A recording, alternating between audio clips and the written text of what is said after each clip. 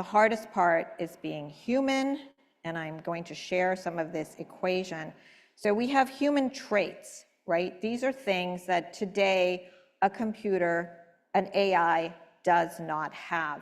These are the things that we all have to build on and think about. And in our education system, we really need to focus a lot on critical thinking, questioning everything.